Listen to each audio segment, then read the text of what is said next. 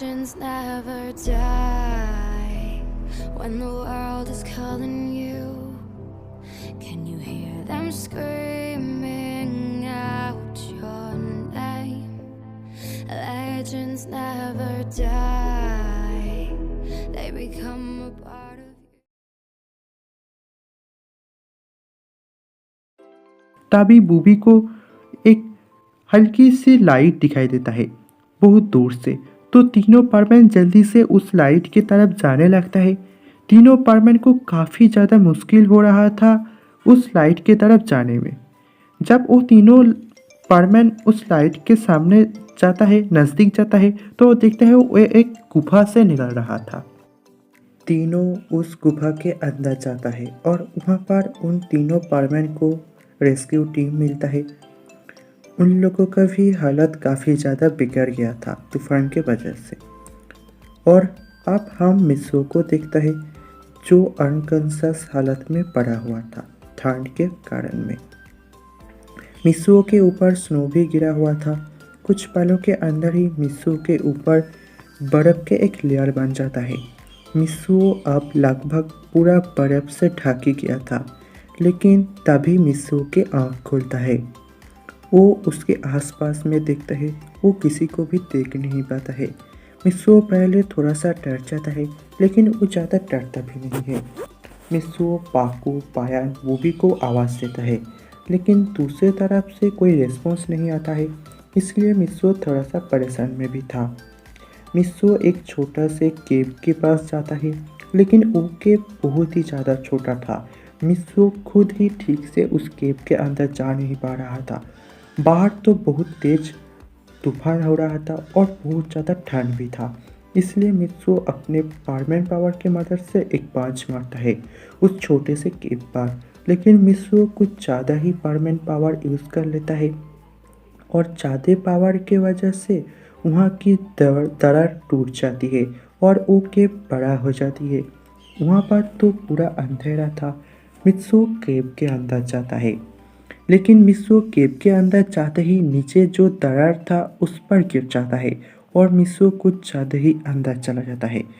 और बाहर जो तूफान चल रहा था वो और भी ज़्यादा भयानक हो गया था। इसकी वजह से बहुत तेज बर्फ़ भी गिर रहा था और वो केव पूरा बर्फ़ से ढक भी जाता है बाहर से वो केव एकदम ढक जाता है। लेकिन इस बर्फीले तूफान और भी भयानक हो जाता है जब एक एवलांच क्रिएट हो जाता है। मिस्सू ने जो पंच मारा था उसके वजह से ही पहाड़ी के ऊपर की बर्फ़ फिसल जाता है और एक एवलांच क्रिएट हो जाता है।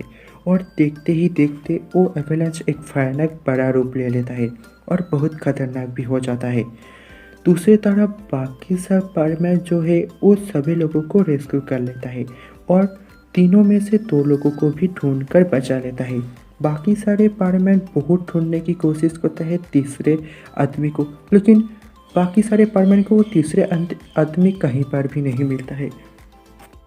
और मिर्सू के पास से क्रिएट हुआ एवलांच की वजह से बाकी सारे परमैन को बहुत ज़्यादा परेशानी होता है और सभी परमैन बहुत देर से तीसरे लड़के को ढूंढ रहा था, लेकिन उन लोगों को अभी तक कोई भी नहीं मिला था।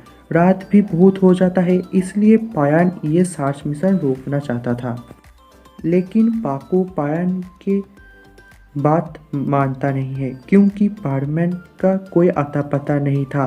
परमैन कहाँ गायब हो गया है वो किसी को कुछ पता नहीं था और ऊपर से मिस्सू के परमैन बैच भी बंद आ रहा था। पाकू तो बहुत टेंशन में था मिस्सू के लिए। पाकू बहुत बार परमैन के बैच पर कॉल करा था, लेकिन बार बार बैच ऑफ आ रहा था।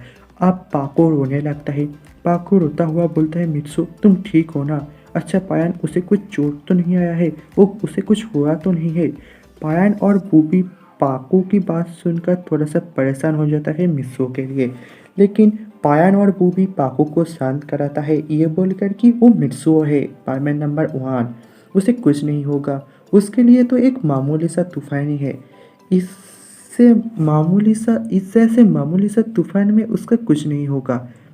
लेकिन जैसे तूफान ने पायन के बात सुनकर और भी ज़्यादा बुरा मान लिया है और जो तूफान था वो और भी ज़्यादा तेज हो जाता है पायन के बात सुनकर। तूफान जो है वो और भी ज़्यादा गुस्सा हो जाता है और भयानक तूफान स्टार्ट हो जाता है और जो बर्फ़ गिर रहा था वो दुगना गिरता है। अब हम मिस्सो को देखते हैं जो केव के अंदर गिरा हुआ होता है। उसको कुछ इधर उधर चोट भी लगा था। बारमैन खुद को किसी तरफ संभालता है और इधर उधर टच करता है, लेकिन उसे कुछ फील नहीं हो रहा था क्योंकि उसके हाथ पांव सून पड़ गया था ठंड के वजह से। बारमैन सोचता है उसके बारमैन की पावर से यहाँ से उसको निकल जाना चाहिए, लेकिन तभी मिस्सो को याद आता है ऐसा ना करे तो ही अच्छा होगा क्योंकि वो अगर फिर से कुछ ज़्यादा ही पावर यूज़ कर ले तो और भी ज़्यादा दिक्कत होगा। परमैन ये सब सोचकर अपने तरफ अपना कोई भी पावर यूज़ नहीं करता है।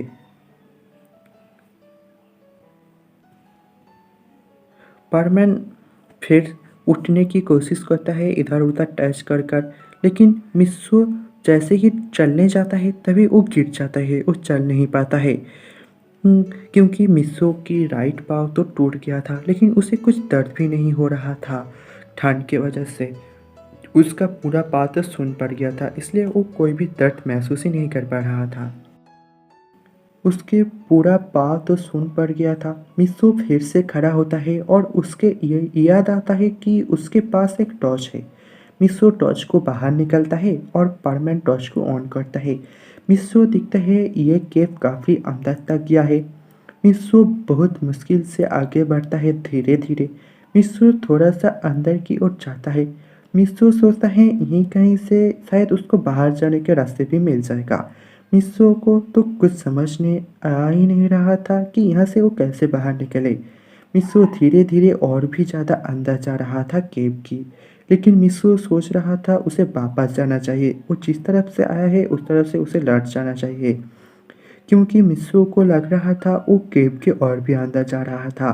मिस्सू थोड़ा थोड़ा डर भी रहा था। ठंड भी बहुत ज़्यादा था और बाहर तूफान भी उसके रूप दिखा रहा था। बहुत भयानक तूफान हो रहा था। केव के ऊपर तो बहुत ही गहरा बर्फ की लेयर बन चुका था। बाहर से कोई समझ भी नहीं पाएगा कि यहाँ पर एक केव भी है और उसके अंदर मिस्सू फंसा हुआ है। मिस्सू के बैच भी काम नहीं कर रहा था कि वो किसी को मदद के लिए बुला सके। केव के अंदर ऑक्सीजन भी कम होता जा रहा था। मिस्सू को तो थोड़ा थोड़ा प्रॉब्लम भी हो रहा था सांस लेने में। मिस्सू के परमानेंट बैच भी काम नहीं कर पा रहा था, इसलिए वो उसके बैच की मदद से सांस भी नहीं ले पा रहा था। मिस्सू डर भी जाता है और उसके सिर दर्द भी होने लगता है और उसके हाथ पाँव और भी ज़्यादा सून पड़ रहा था ऑक्सीजन की मात्रा कम होने की वजह से। मिस्सू को अब सांस लेने में बहुत ज़्यादा दिक्कत हो रहा था।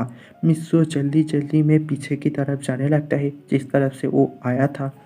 मिस्सू जल्दबाजी में नीचे गिर जाता है। मिस्सू जब खड़ा होता है उसके सिर के ऊपर आइस के अंदर कुछ ब्लैक कलर का चीज़ दिखता है, वो जैसे कुछ है बर्फ़ के अंदर और वहाँ से रोशनी भी निकल रहा था। मिस्सू और भी करीब से उसको देखता है तो मिस्सू देखता है आइस के अंदर कुछ ब्लैक कलर का स्टोन है।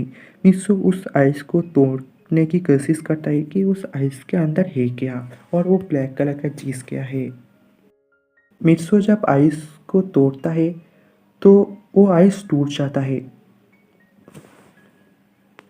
और वो ब्लैक स्टोन जो है वो परमैन के सिर के ऊपर होने के कारण मिस्सू के सिर के ऊपर गिर जाता है और इसके वजह से मिस्सू का टॉर्च हाथ से छूट जाता है और टॉर्च नीचे गिरकर ही टूट जाता है। परमैन के ऊपर कोई स्टोन नहीं गिरा था, उसके ऊपर ब्लैक जेली के जैसा कुछ लिक्विड गिरा था। इसकी वजह से मिस्सू की पूरा बॉडी चिपचिपा जैसा हो जाता है और मिस्सू पूरा गंदा हो जाता है।